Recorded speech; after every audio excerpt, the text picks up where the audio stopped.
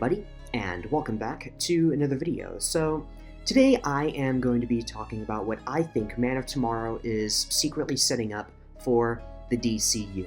Now, we're all looking forward to the new Superman sequel, Man of Tomorrow, but the story it's telling might be setting up a future that isn't about the Man of Steel at all. We know for a fact that Superman and Lex Luthor will team up to stop a massive threat. But what if I told you, though, that by the time the credits start rolling, we will have witnessed the secret origin of the DCU's second big bad? Let me explain.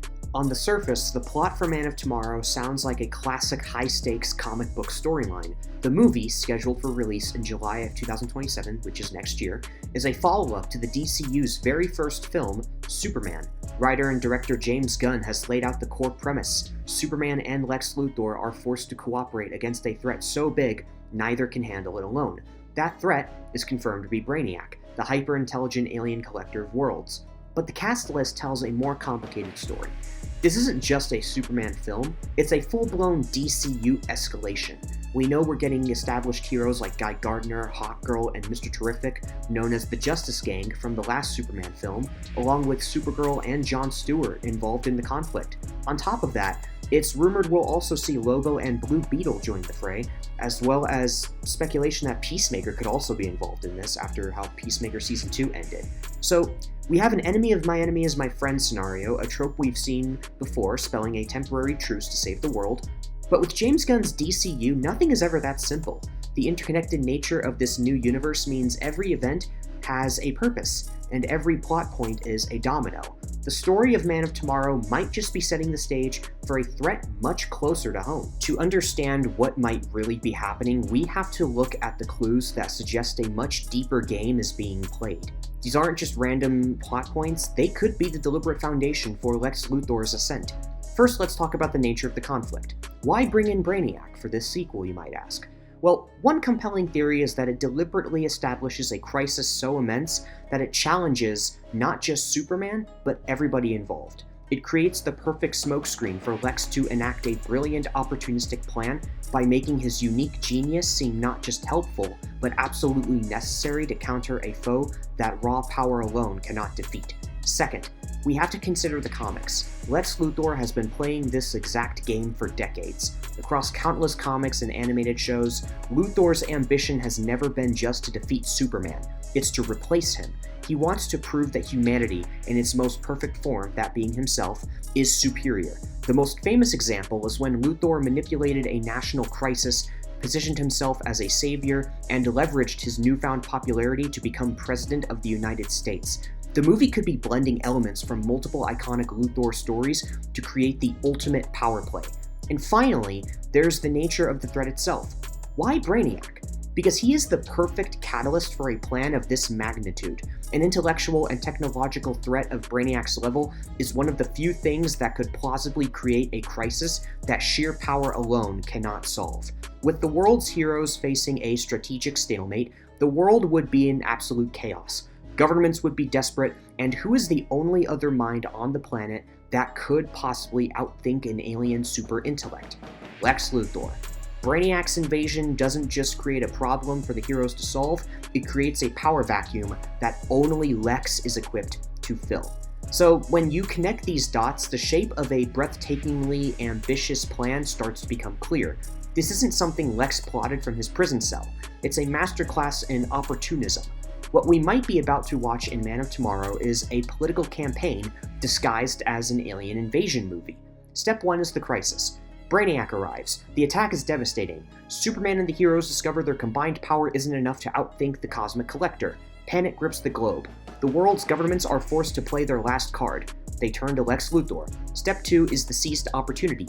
This is the moment the plan begins. From the second he is asked for help, Lex's brilliant mind goes to work. He reluctantly agrees, portraying himself as a patriot answering his planet's call. He'll work side by side with Superman and the other heroes, but every move will be a performance. While the heroes focus on saving lives, Lex will focus on the cameras, managing the narrative to ensure his contributions are seen and broadcast to the world.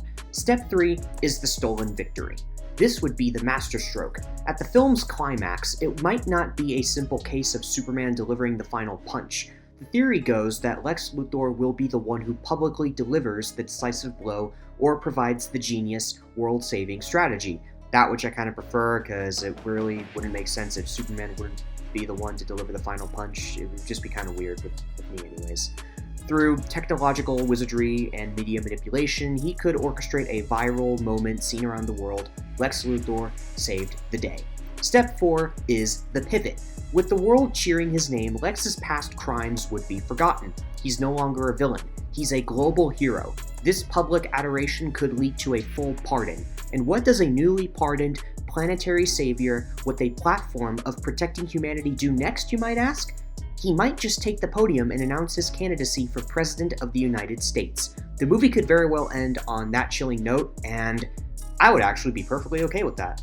Now, if this theory does hold true, then Man of Tomorrow is far more than just a sequel. It's the secret origin story for the DCU's next saga-level threat, President Luthor. While the first saga-level threat is being built up for this first saga and the heroes are off fighting this threat, the real monster could be consolidating power in Washington, D.C.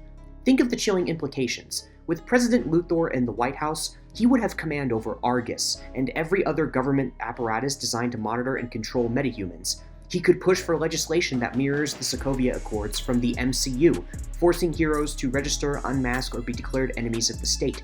How does a character like Batman, who operates in the shadows, function when the president has the entire surveillance state at his disposal? How can the Justice League possibly grow when the leader of the free world might view them not as heroes, but as an unregistered army and a threat to his authority?